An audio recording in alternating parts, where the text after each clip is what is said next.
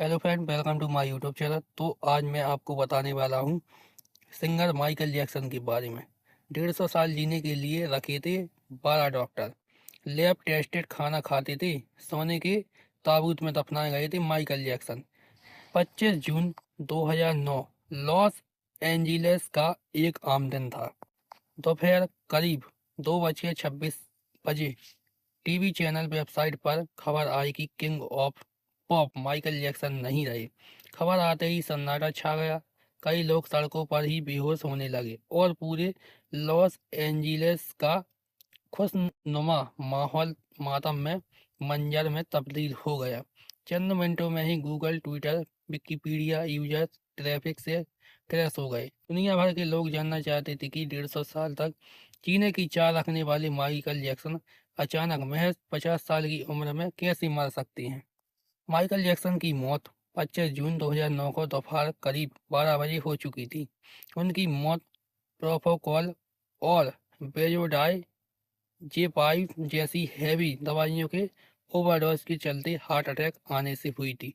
वो 150 साल से ज़्यादा जीना चाहते थे, जिसके लिए उन्होंने अपने घर में ही 12 पर्सनल डॉक्टर की एक टीम रखी थी, जो उन्हें दवाइयाँ और सही डाइट देते थे। माइकल का खाना भी पहले पहले लेबोरेटरीज में टेस्ट होता, फिर वो खाते थे। जिस समय उनकी मौत हुई, तब भी उनके पर्सनल डॉक्टर कॉनराड मुरे उनके साथ हॉवली हिल्स, लॉस एंजल्स में थे। माइकल को नींद न आने पर कई ड्रग्स डोज दिए गए, जिससे वो जल्द सो सकें। कुछ समय बाद डॉक्टर ने माइकल को कमरे में बेसुध पड़े देखा तो तुरंत उन्हें CPR दिया। तब रिस्पॉन्स नहीं मिला तो डॉक्टर ने मेडिकल हेल्प मांगने के लिए घर में लैंडलाइन और मोबाइल ढूंढे, लेकिन सिक्योरिटी के चलते घर के सारे लैंडलाइन बंद थे। वो तुरंत बाहर की तरफ भागे और गार्ड से 911 पर कॉल करने की कहा। मेडिकल हेल्पलाइन नंबर 911 पर कॉल ठीक 12:22 किया गया। महज 3 मिनट ही एम्बुलेंस डॉक्टर के साथ पहुंच गई। जब डॉक्टर पहुंचे तो माइकल सांस लेना बंद कर चुके थे। उन्हें CPR दिया गया, लेकिन इससे कोई फायदा नहीं मिला। उन्हें तुरंत Ronald Reagan UCLA medical centre ले जाया गया। करीब 2 घंटे की कोशिश के बाद दोपहर 2:26 पर उन्हें मृत घोषित कर दिया गया। माइकल जैक्सन की मौत के सदमे में 13 लोगों ने आत्महत्या कर ली। सुसाइड प्रिवेंशन हॉस्पिटल में उनकी मौत के अगले दिन ऑस्ट्रेलिया में 50 कॉल किए गए थे। वो लोग इतने सदमे में थे कि आत्महत्या करना चाहते थे। हॉटलाइन के CEO डॉन ओलिन ने एक इंटरव्यू में बताया था कि उनके पास अचानक कॉलर बढ़ गए। बिना दिमाग के दफनाया जाने वाला था। सब फ्यूनल में खर्च हुए 8 करोड़। संदिग्ध हालातों में हुई मौत का सही कारण पता लगाने में पुलिस और डॉक्टर को महीने लग गए। पोस्टमार्टम के लिए माइकल का दिमाग निकालकर उसकी जांच की गई। घर वाले फ्यूनल करना चाहते थे, लेकिन 2 महीने तक कोई नतीजा नहीं निकल पाया। ऐसे में परिवार वाले माइकल का शव बिना उनके दिमाग के ही दफनाना चाहते थे। हालांकि लोगों ने समझने के बाद परिवार वाले भी इंतजार करने के लिए राजी हो गए। मौत के ठीक 29 दिन बाद 3 सितंबर 2009 को माइकल जैक्सन का प्राइवेट फ्यूनल हुआ, जिसमें महज 200 लोग शामिल हुए। माइकल के शव को सोने के ताबूत में रखकर कंक्रीट में दफन किया गया था। उन्हें मेकअप आर्टिस्ट ने ठीक उसी तरह तैयार किया जैसे वो परफॉर्मेंस से पहले तैयार हुआ करते थे। माइकल के घर वालों को डर था कि अगर माइकल के शव की लोकेशन डिस्क्लोज की गई तो उनके चेहरे वाले कब्र खोदकर उनका शव चुरा ले सकते हैं। इस कारण उनके शव को रहस्यमय तरीके से दफनाने का फैसला किया गया। हालांकि बाद में माइकल का शव फॉरेस्ट लॉन के ग्रेट माइलेशियम में दफनाया गया, जहां हॉलीवुड के Clark Gable, Jean Harlow, Walt Disney जैसी बड़ी हस्तियां दफन हैं। माइकल की मौत के 8 महीने बाद 8 फरवरी 2010 को उनके डॉक्टर कॉनराड मूरे को उनकी गैर इरादतन हत्या का आरोप दोषी पाया गया।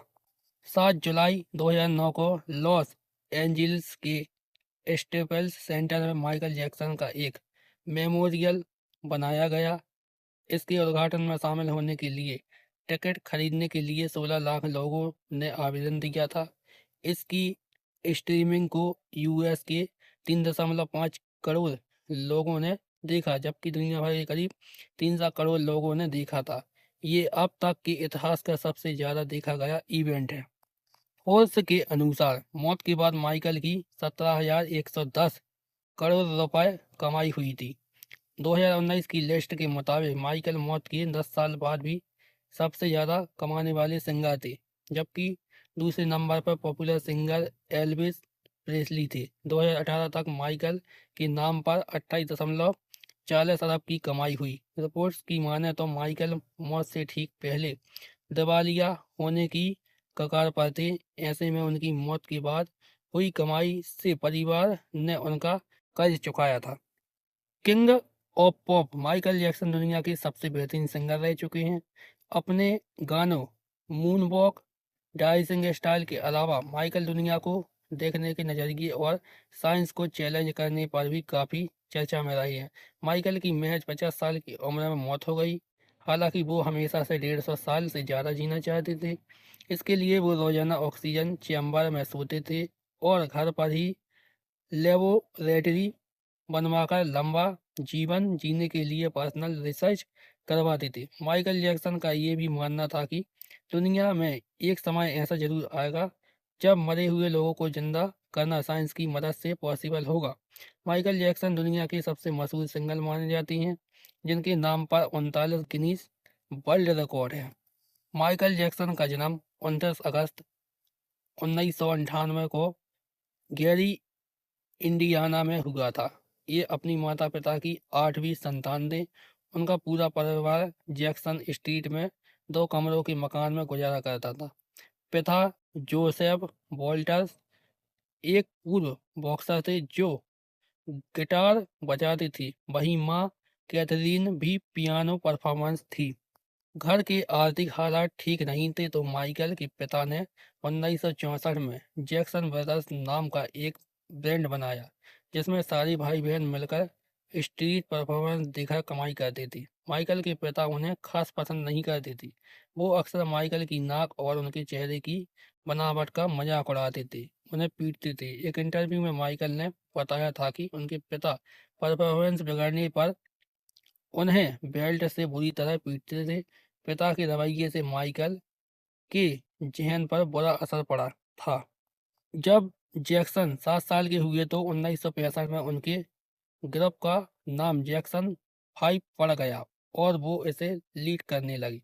जैक्सन 5 लगातार अपने गाने लॉन्च करने लगा और उन्हें यूएस में पहचान मिलने लगी। 1970 में जैक्सन 5 बैंड टूट गया और माइकल न्यूयॉर्क सिटी आकर फिल्मों में काम करने लगी।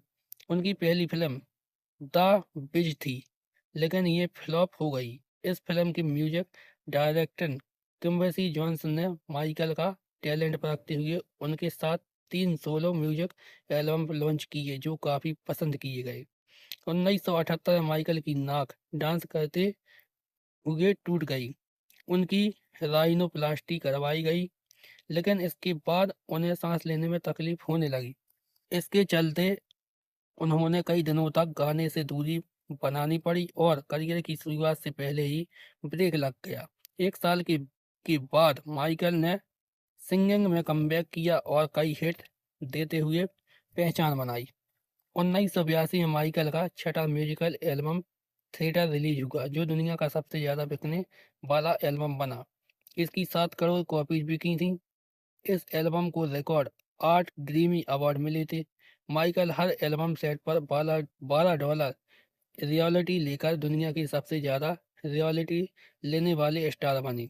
1983 तक African American Michael Jackson dark skin tone के थे, लेकिन इसके बाद ही उनका स्किन कलर अचानक लाइट होने लगा।